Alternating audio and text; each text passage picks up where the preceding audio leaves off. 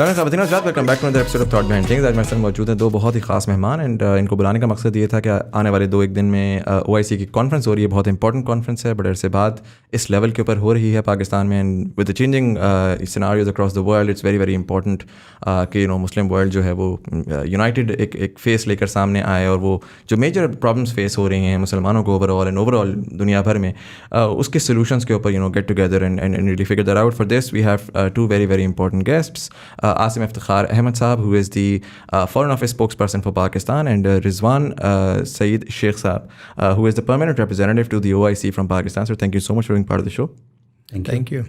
मैं कॉन्वर्सेशन को स्टार्ट करूँगा जस्ट ट्राइंग टू अंडरस्टैंड कि why do you think this particular conference जो OIC की अभी हो रही है पाकिस्तान में, आई बिलीव कि अभी जो रिसेंटली हुई थी उससे पहले after a very very long time Pakistan is holding such conference of this level, why do you think it's important and more importantly agenda में हम क्या देख रहे हैं कि इसमें क्या चीज़ें डिस्कस होंगी and also a little bit about कि कौन कौन सी कंट्रीज़ पार्टिसिपेट कर रही हैं जो हमें पता है कंफर्म जिनके फॉरेन मिनिस्टर्स आ रहे हैं. Well, thank you, Muzammil. Thank you for having us. I mean, first of all, the importance of OIC itself. It is the second largest international organization in the world after the UN. So it has 57 members. Right. So the significance of OIC is quite clear. And for Pakistan, more so, because Pakistan is not only a founding member of OIC, it has throughout these years has played, a really influential and leading role at the OIC.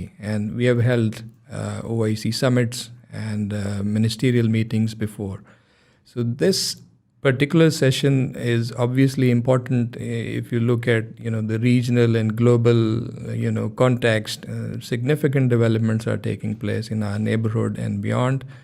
And apart from that, you would have noticed that the dates are coinciding with the 23rd March. So we are celebrating this year 75 years of our independence. So right. I would say it is important from that perspective also. Pakistan throughout these decades has contributed to OIC's objectives and interests, promoting peace and justice within the Islamic world and advocating OIC's role globally. Do you think the guests will be participating in the parade as well, or will be? Yes. Okay. So the visiting ministers and heads of delegations, they will be our guests of honor. Right. On 23rd at the Pakistan Day Parade. So this makes this event all the more historic in that sense. So I think this is a great show of support and solidarity, if you can say, from the Islamic world towards Pakistan. So it is significant in many aspects. And as for agenda, Kashmir, apart from Palestine, these two are, the most important ones. Amongst the most significant events on the agenda of the OIC. So they are going to be discussed at length. Right. And there are going to be important outcomes on both. The OIC members are going to reiterate, I'm sure, their firm support for the right to self-determination of the Kashmiri and the Palestinian people. And apart from that, there will be many other things. Afghanistan will be again reviewed. We just had the ministerial meeting in December. There are other issues like Islamophobia. This is going to be on the agenda. And then on the economic and social and cultural side, there will be a host of matters that will come under discussion. I think a common concern for all OIC countries is the recovery post-COVID. So this is going to be an important thing. And we have other initiatives that we are bringing up at the OIC. And I'm sure apart from all this, what's happening currently in our region and beyond, that's going to be part of the discussion as well. Right. And who all are we expecting to participate? In terms of participation, all 57 members of OIC, they are participating. And we have significantly high-level representation, more than 45 at ministerial level, other high-level delegations. And we have the observer states, and there are 6 observers at OIC. And then many countries and organizations, they have their special envoys and representatives towards OIC. They are going to participate. And then there are other institutions,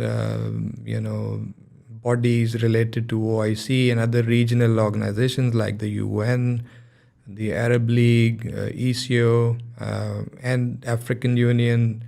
So it's going to be, a big show. Right.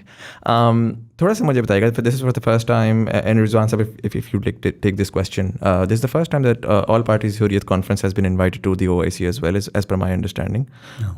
Have they been invited before as well? Yes. And we saw, okay, there has been a reaction from India on this, and obviously they've been pretty vocal about this as well. Why do you think inviting them is important? And we've already talked about Kashmir being a very important part of the agenda.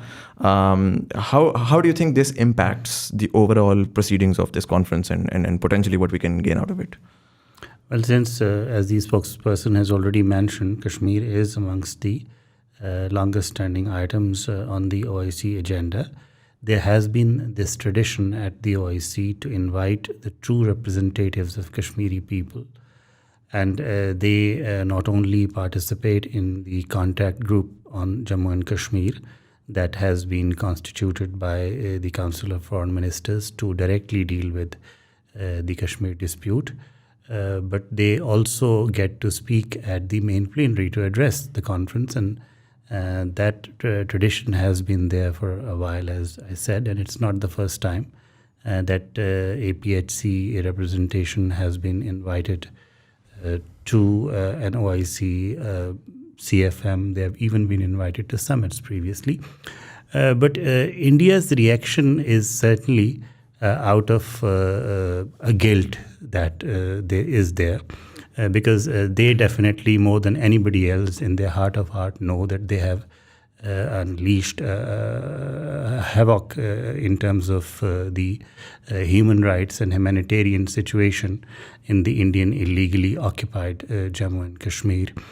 So expecting from them that they would let the APHC leadership participate in this OIC conference is anybody's guess.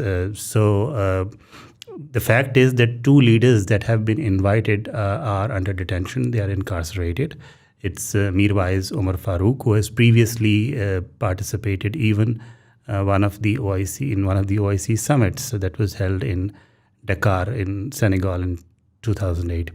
And then there is Musarrat Alam Bhatt, so again behind the bars on false and fake charges.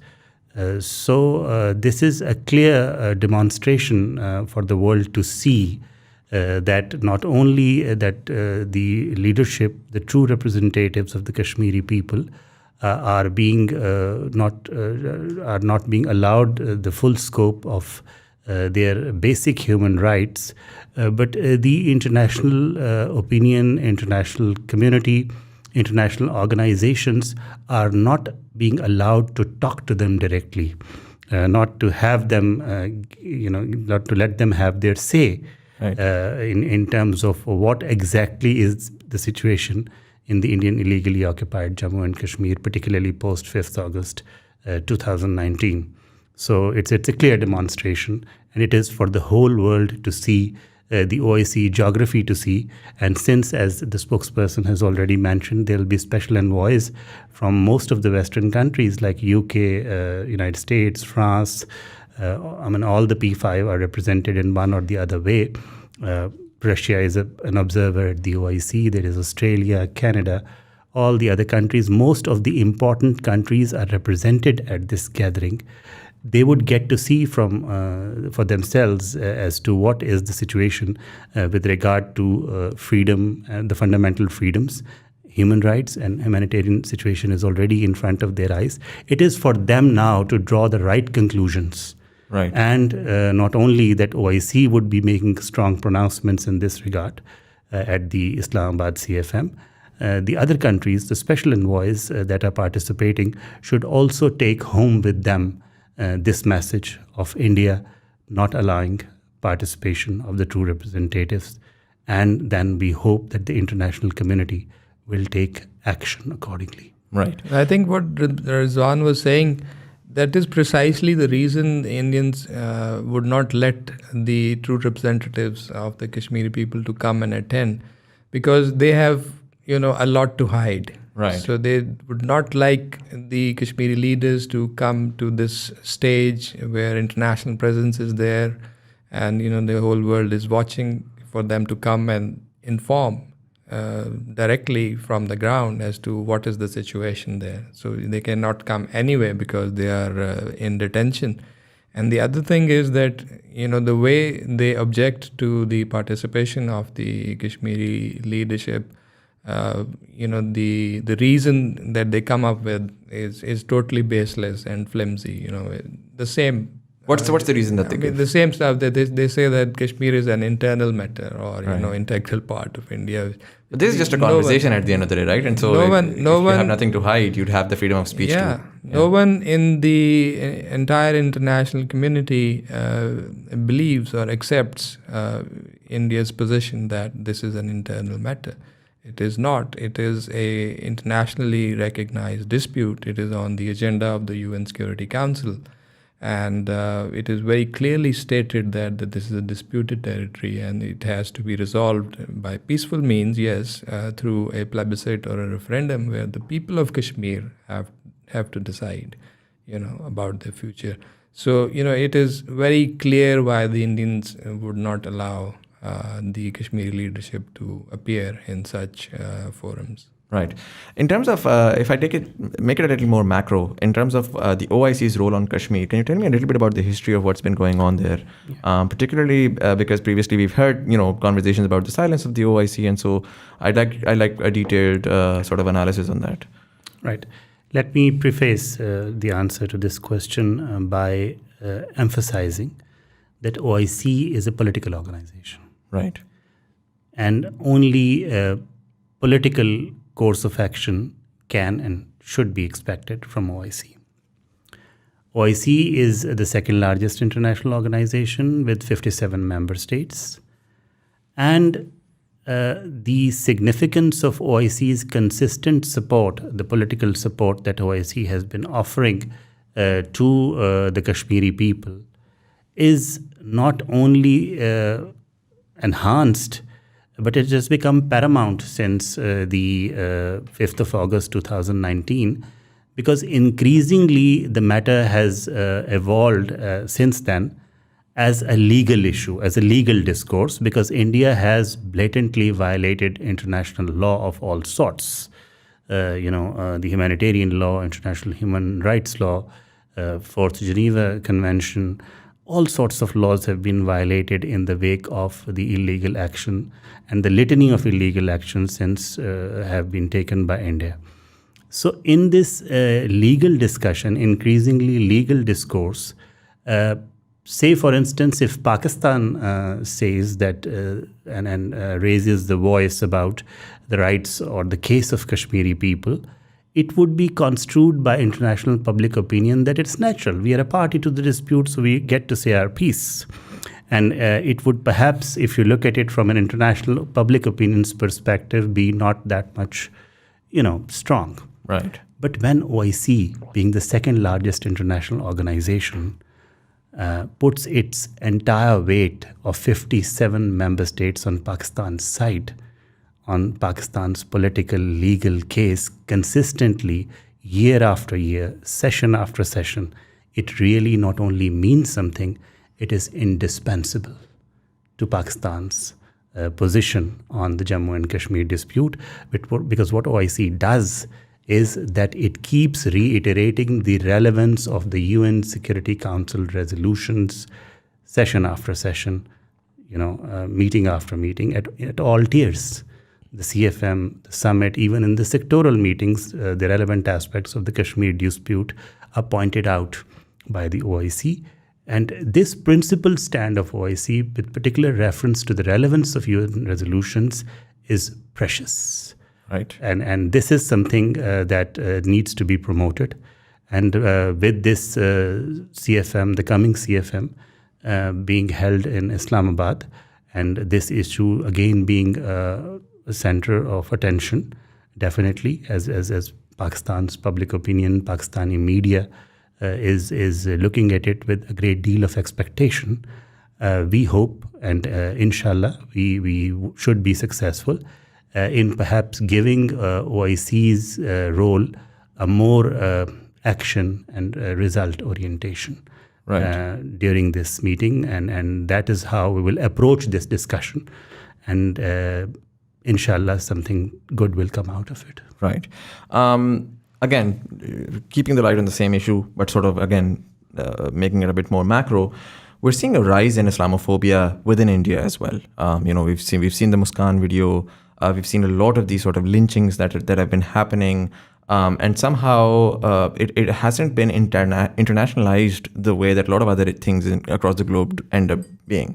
Particularly when it's right there in front of you. There's a lot of footage available. There's a lot of content there available as well. Obviously, OIC being this conference of Islamic countries, do you think this could potentially be a time to internationalize exactly what's going on? Because for a lot of people, they're saying this is basically the entry point to a potential genocide that could happen if things keep on going in the same way. And we've seen that happen across the globe. Previously, when genocides have happened, this is where this is always a starting point, right? And so how important do you think, we've been talking about Islamophobia very strongly. This government has been definitely very vocal about it. Pakistan's Foreign Office have been very vocal about it. We've seen the designation of 15th March as the International Day Against Islamophobia as well. Do you think that will come under discussion at this OIC as well? Certainly, it would come under discussion. And since India clearly is a red blinking light when it comes to Islamophobia on the world map today, there's going to be a focus as well. And the actions taken by the Indian government, and that is certainly inspired by the Hindutva ideology over the past at least 2 years, would be the center of attention, would be flagged, would certainly be taken note of by the OIC. And it is expected that the whole catalog of those actions would not only be condemned and brought to book, but OIC, as again with 57 member states, is going to make very strong pronouncements on a rejection of all these actions, and ensuring that the Muslim minority in India is given its due rights, because OIC is the natural leader on Islamophobia. With most of its member states being Muslim majority states, it has not only a constitutional in terms of its charter, but a moral and political duty to ensure protection of rights of Muslim minorities in non-member states. There is a whole agenda item. And under that rubric, we hope strong outcomes. And it is also opportune that this meeting is taking place on the heels of this adoption of the UNGA, unanimous adoption of the UNGA resolution on declaring 15th of March as the Combating International Islamophobia Day internationally. Again, this is the right time to have this discussion, and not only to have this discussion, an opening has been provided by this resolution. There are other facets and dimensions, including the geographical dimension where India comes into focus on Islamophobia, and it is definitely realistic, natural and rightful to expect that there would be discussion, there would be outcomes. Right. And I think you have to look at the bigger picture also on this. Yes, you're right. And as Rizwan said, I think the biggest demonstration and concern about Islamophobia, that's what we are, right now watching in what is happening in our eastern neighbor. And going beyond that, I think what we are doing, the effort that Pakistan has undertaken through OIC, and you mentioned the International Day to Combat Islamophobia, the resolution that has been adopted by consensus by the UN General Assembly, and OIC was the real force behind this. So, we got the OIC together to bring this case at the international level at the UN in New York, and we were able to get this successfully. This is not, it needs to be understood that we are not, carrying any confrontationist approach. This is something that, yes, we are trying to create awareness about the dangers of Islamophobia, and India is a prime example. But what we are trying to promote and advocate is greater harmony and understanding and interreligious harmony. This is the crux of the resolution also that has been adopted at the UN General Assembly. So this is a positive thing, and this is a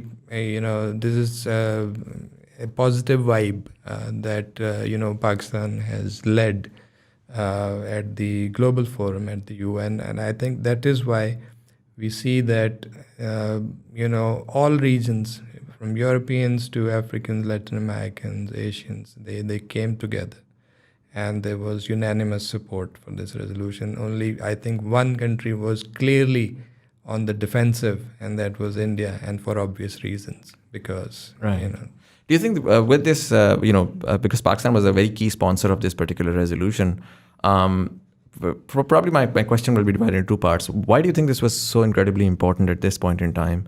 I do understand there's a global change in terms of how a lot of things are changing across the globe, and Islamophobia is definitely on the rise. But why do you think it was important for Pakistan to first of all actively work on this?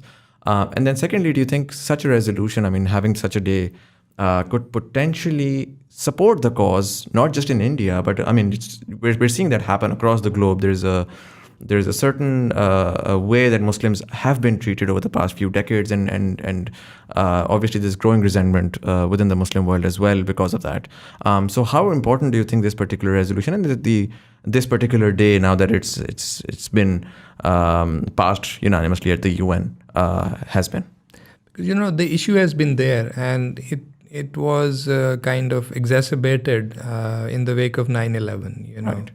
The discrimination towards Muslims, and even leading to sometimes violence and exclusion. Lots of problems were cropping up. In Europe, in the West, but elsewhere as well. And India is a prime example in recent years, the way Islamophobia has come up.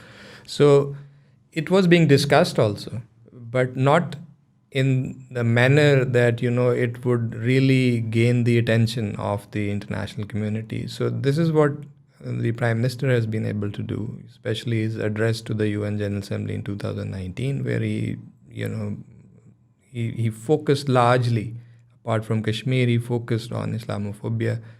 And, he reflected the sentiments of not only the Muslims in Pakistan, but all over the world, that, we want the international community to understand our feelings towards our beloved Holy Prophet. And, why is it that we want, full respect that is due. So that was the turning point, and then we built on that, and we were able to forge consensus in OIC and at the global level at the UN. And as I was saying earlier, I think yes, it is a resolution which talks about Islamophobia, but when you look at the text of the resolution, it clearly says we want to promote respect for all faiths and religions. This is very important, because Right. if you don't do that, you cannot have your objective with regard to Islamophobia. So the objective is to create awareness and to promote dialogue and interfaith and intercultural, intercivilizational harmony. I think this is the positive thing that Pakistan has brought. Right. I'm going to move the conversation away from India for a bit and just take it to Afghanistan, and just kind of take a step back, go towards the meeting that happened in December last year. That was exclusively focused on Afghanistan. What was the outcome of that, and what's happened ever since? And do you think Afghanistan, or rather, Early on, you mentioned that there will be a review for what was discussed early on. Do you think there's something new that may come up in regards to Afghanistan, particularly in the context of when we saw that the Afghan money, the almost, I think, $11-12 billion, half of it, essentially was released for the Afghani people, but the remainder of it continues to stay in the West. And we're also seeing a huge economic crisis within Afghanistan. There's essentially no real economy, and there's been a sort of a freeze on their government and their acknowledgement and really what's going to happen in regards to Afghanistan. So first of all, just trying to understand what happened in December and what can we expect to come out over the next couple of days.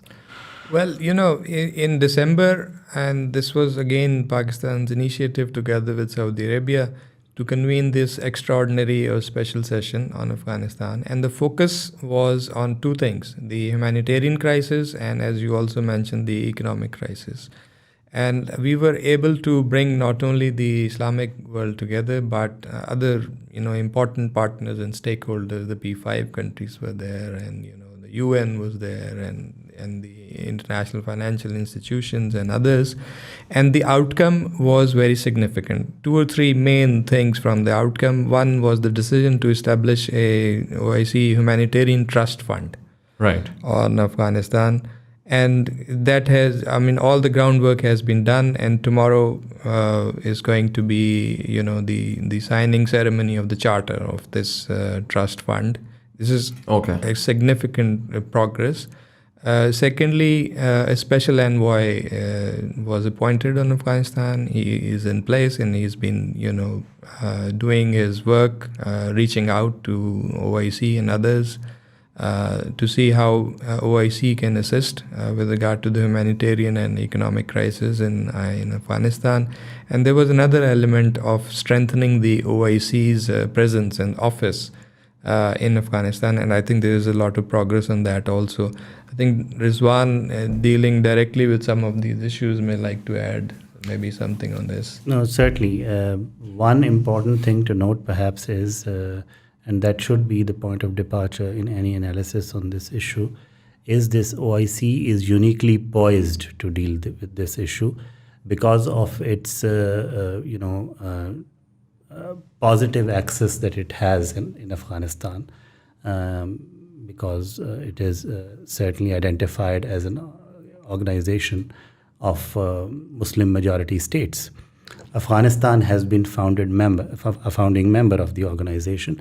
So it was in that spirit that OIC organized that extraordinary conference in Islamabad. And as the spokesperson has mentioned, that there were key outcomes. For instance, on the Afghan Humanitarian Trust Fund, it was a deliberate and a conscious decision at the OIC to let the Islamic Development Bank run that particular trust fund. And as has been pointed out, the charter signing ceremony is going to take place tomorrow. The reason is that Islamic Development Bank has a credibility.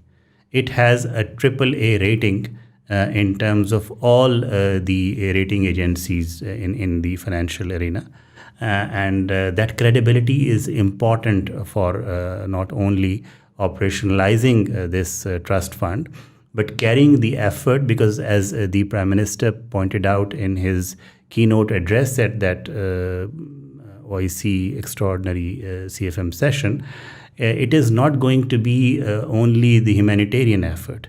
Because you cannot expect Afghanistan to be restricted, or the people of Afghanistan to be restricted to dole-outs from international community. You need to revive the economy there. So it is going to be a medium-term effort, and there's going to be a long-term development effort that should be sequenced. It should be so sequenced by OIC. And with the credibility of Islamic Development Bank, it is important to note that it's not just the OIC, but other international organizations, including the relevant UN agencies. And that is how the charter has been designed. Once the details come out, you will take a look at it in a very flexible fashion, that other international organizations in areas of humanitarian assistance, food, health, etc., could use that platform that ingress, that unique poise that OIC has with regard to taking any action in Afghanistan. And the more important thing, of course, would be for the OIC member states to make adequate pledges to keep that fund running.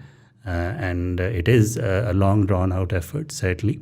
And the special envoy would be presenting a report because it was so mandated in the last paragraph of the resolution that was adopted in the extraordinary session and discussed with the special envoy just today, because he already arrived in Islamabad. The report is ready. It is a rather lengthy report, so there is definitely too much to report on. The special envoy was in Kabul about 10 days back, and he has been consulting some key member states. So that progress would also be reflected and presented to the member states. And then it would be, as you have mentioned, for the member states to determine the future course of action, which mandates are to be renewed, which are to be added to. Certainly a good outcome, a strong outcome is on the cards. Right. Asim Saab, we've been seeing this, 2022 started with a lot of, with the fundamental shift in how we're seeing what's happening across the globe, particularly in context of the Russian and Ukraine crisis. We're almost seeing, the world going back to the Cold War era, by and large, the Muslim world is after a very, very long time, disconnected from a major conflict. What do you think is going on in the minds of the OIC when they're looking at this conflict? I know for a fact that Pakistan was sort of pushed into or was being forced to get into this conflict, and that became a huge controversy as well. We've seen allies or formal allies are beginning to change the way that they used to deal with, their conventional friends, and new friends and foes are being created on the go. So just tell me a little bit about what's the thought process of the OIC in general, and the Muslim countries in general, and Pakistan in the context of the Ukraine and Russia crisis. Because as I mentioned in the beginning, this is an important development. And obviously with an OIC meeting taking place, many ministers participating, you can expect that some of them would like to refer to this and bring this in discussion. Eventually it is individual positions of the member states, because this issue per se is not on the agenda of the OIC, but you can expect that views will be expressed.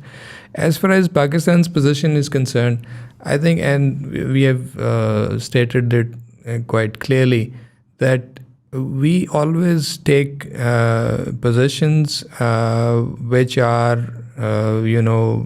which portray and which would safeguard Pakistan's own national interest. And I think this is true for every country. So you have to keep that in mind.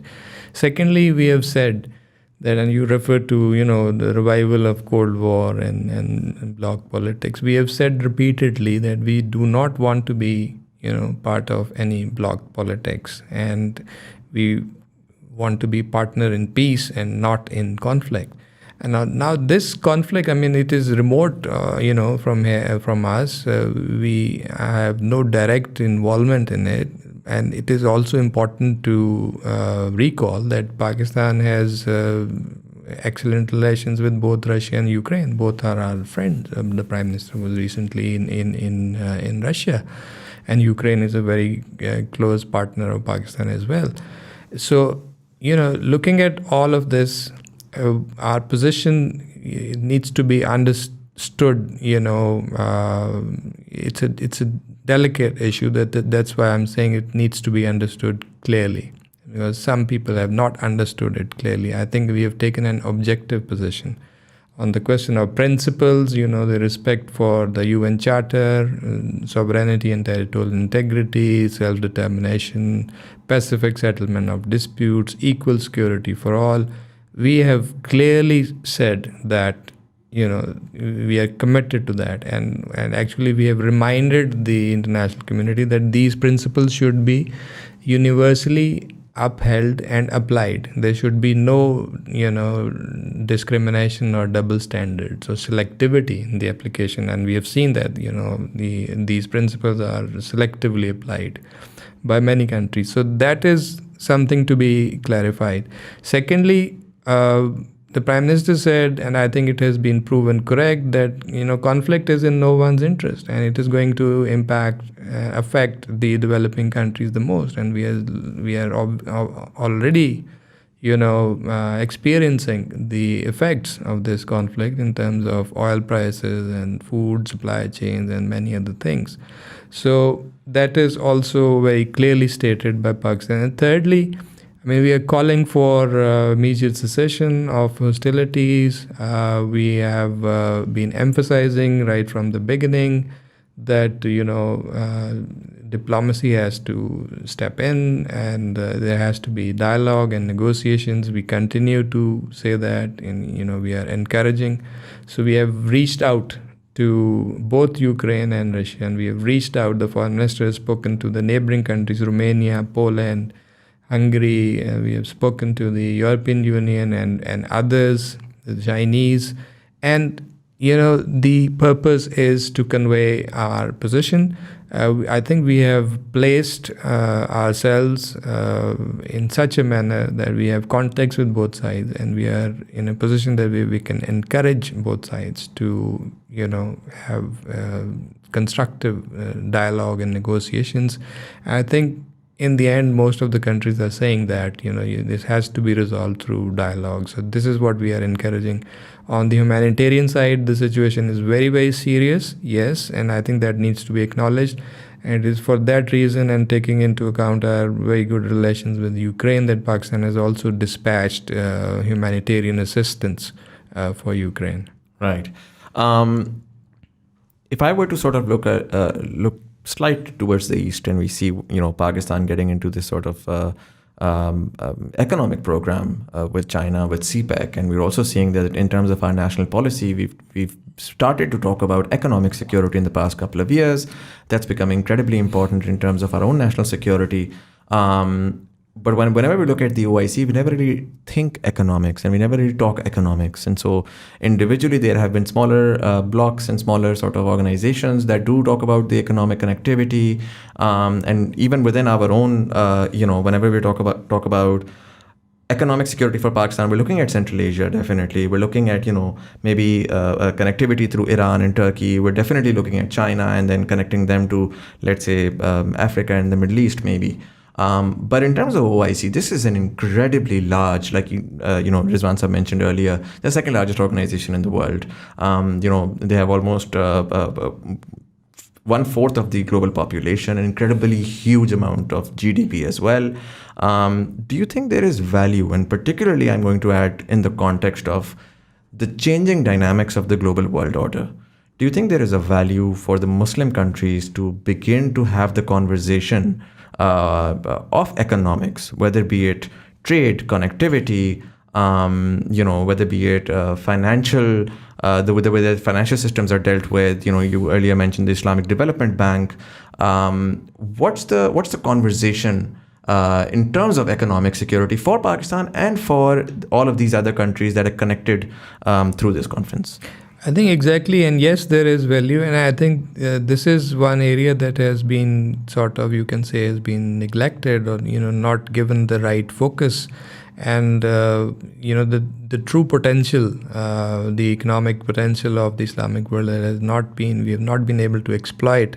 You mentioned that the Islamic world represents about 1/4 of the world population, but in terms of contribution to global GDP, it is only about 7 to 8%. Right. So we are lagging far behind, and very rightly pointed out by you, this is one area in which there is a lot of potential for cooperation. And I think what we think is that if we are able to promote this cooperation on the economic front, connectivity, trade, and investment, it will forge even greater political unity and coherence among the Islamic countries. And so this is something that Pakistan is going to promote during its chairmanship of the Council of Foreign Ministers.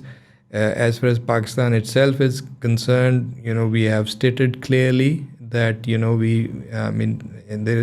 our policy there is a refocusing from geopolitics to geoeconomics, and we are saying that three key pillars, regional peace and stability, friendly neighborhood, and partnerships and connectivity. And you mentioned Central Asia, Iran, Turkey, Africa, Middle East, and they're all Muslim countries. So you just look at it. With the CPEC and BRI, and BRI is not limited to CPEC alone. It's not limited to Pakistan.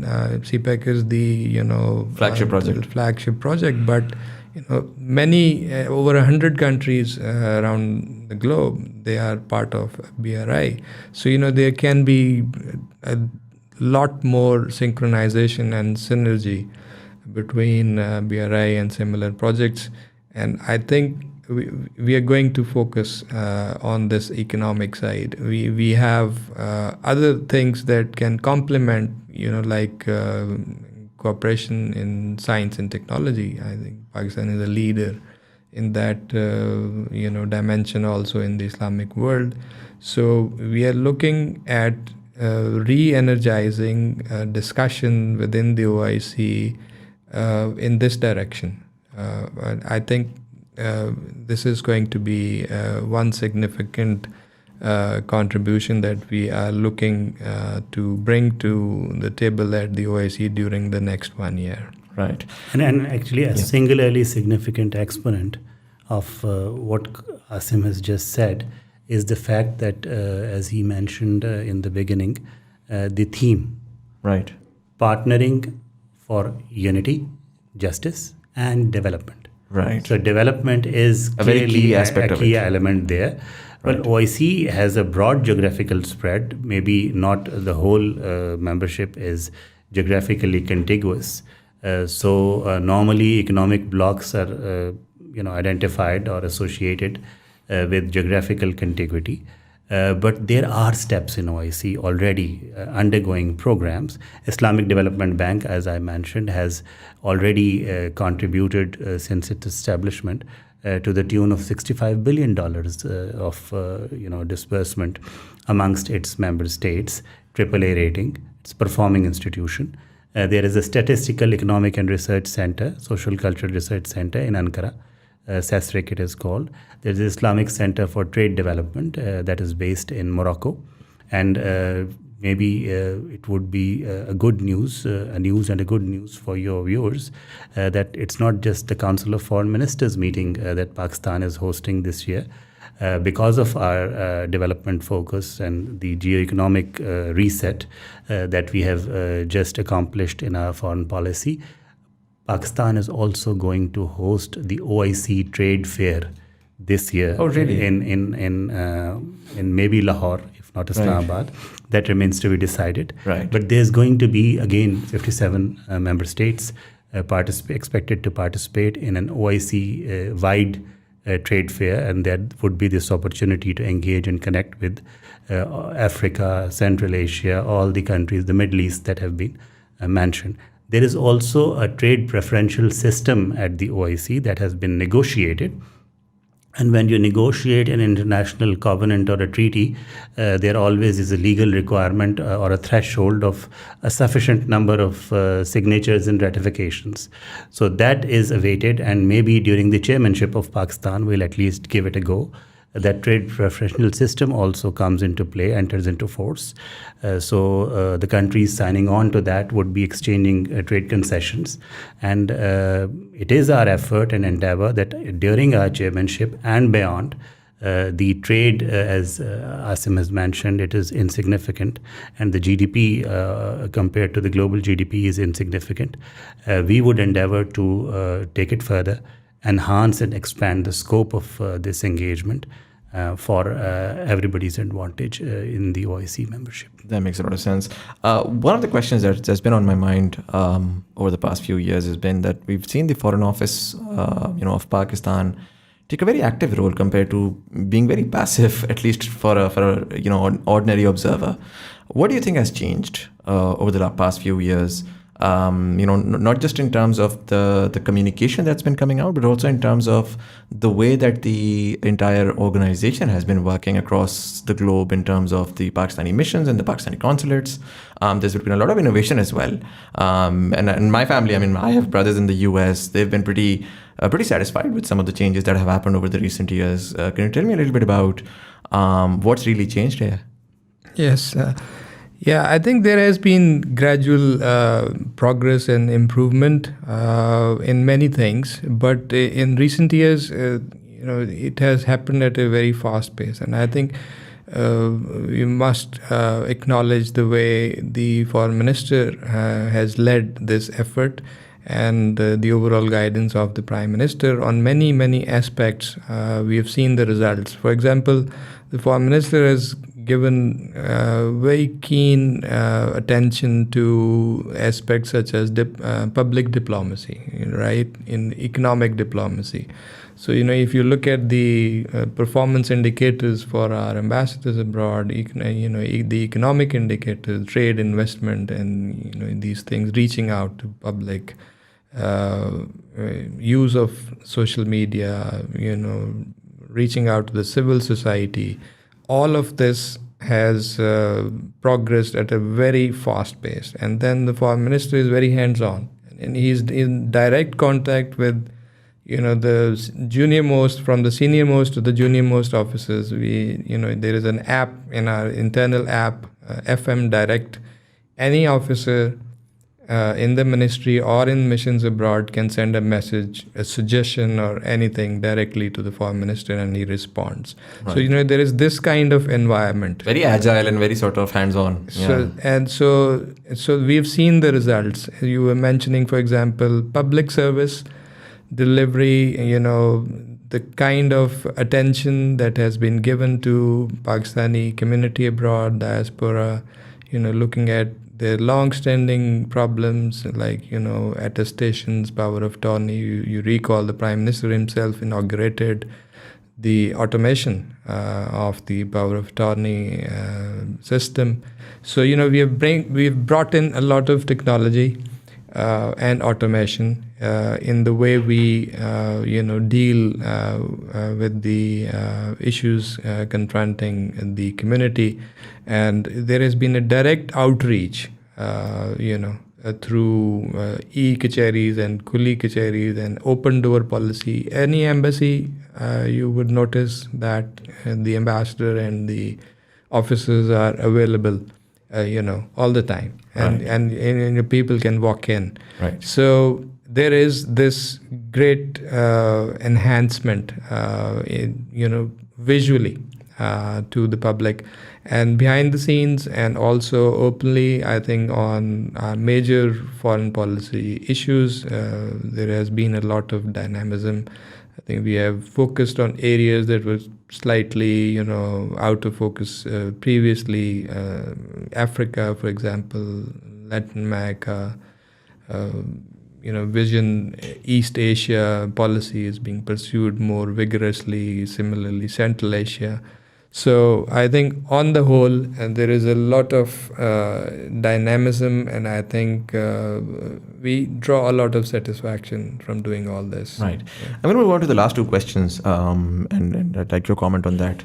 First being the socials or the social media accounts of a few embassies that have been recently been hacked, and it's been happening fairly regularly, and so cyber attacks have been definitely increasing on Pakistani mission accounts across the globe. I believe the most recent one was only a few weeks ago. What is the Foreign Ministry or the Foreign Office doing to ensure the security? Because these are very, very sensitive and important assets, right, in the postmodern world. And so what is being done to ensure that such things do not happen again? Yeah, I think when this happened once or twice, we had a look at our SOPs and the guidance that is there for our embassies, and the result is that such attacks maybe will continue to happen, but I think we are more prepared now to respond quickly and to limit the impact of those damage. Yes, so and that we have shown in the last one or two. But there are other procedures that we are following, and we are undertaking training sessions also for our officers who deal with social media handles abroad. I think there's a lot of improvement, but still, we keep a tab on this, and we also consult our technical ministries on how to do this better. Right. Yeah. The last question is pertaining to a recent incident that happened, in Pakistan, where a rogue missile essentially came from India and landed in Pakistan. For a lot of people, the way that it happened, a lot of people are in shock to think something like this could happen, in terms of, first of all, the incident happening in the first place, and then the response that was generated, which seemed quite sloppy considering the fact that these are two nuclear-armed countries. And any misadventure could have resulted in potentially the deaths of millions of people. And it's extremely, extremely serious. But somehow the international community has not taken it as seriously as it should have been. What do you think is the government of Pakistan doing, and particularly the Foreign Office? And are you pursuing that, or do you think it happened, you had a conversation, and now you're moving on? No, this was, a grave incident. And I think, the severity of this incident, it needs to be highlighted. This is what we have done. You maybe right in a way that, the kind of serious response that it warranted from the international community, it's not yet there. And that's why we're not letting it go, in that way. So you would have seen our statements. I think the kind of response that the Indian side has come up with is not at all satisfactory. It is not sufficient. That's why we are not, ready to accept that. We have clearly stated that, this needs to be investigated properly and fully. We have proposed that there be a joint investigation or probe. We have put forward a number of fundamental questions that I think India needs to answer. And I think these answers are required not only by Pakistan, but by the international community, because this is something that, as you said, it cannot be taken lightly. The kind of simplistic explanation that the Indians have come up with, they're not sufficient. No one is going to believe that. So we are going to push this. We have briefed and consulted many countries already on this, the P5, the Europeans and others. The Foreign Minister has spoken to the UN Secretary General. We have written to the UN Security Council, bringing this matter to their attention. And even the UN Security Council has been asked that they should demand from India that they must accept a joint investigation on this incident. This is something that we will continue to pursue and highlight. Right. Sir, thank you so much for this, for taking the time out, for sharing all the insight. And I know that the next 3 days are incredibly important. I hope that, inshallah, we should be able to get the outcomes that we're hoping for. I wish you all the very best, and looking forward to seeing, what comes out of the OIC. Thank you. Thank you very much. And for all of you guys, thank you so much for watching. अगर आपको ये episode पसंद आई और दोस्तों यार जरूर share करिएगा. आप इन तमाम बातों के बारे में if you have any comments, do let us know in the comment section below. For people on YouTube, if you like the channel, the video is going to get more views. For people on audio platforms, you can subscribe the channel and you'd get notifications for the future episodes. If you'd like to support the channel, there's an easy paisa Jazz Cash prompt that's appearing anywhere over here. We accept anything from 1 rupee to as much as you'd like. It's the thought that counts. But anyways, this was Sayyid Muzammil Hasan Zaidi. You were watching Thought Behind Things. Thank you so much for watching, and I'll see you in the next one.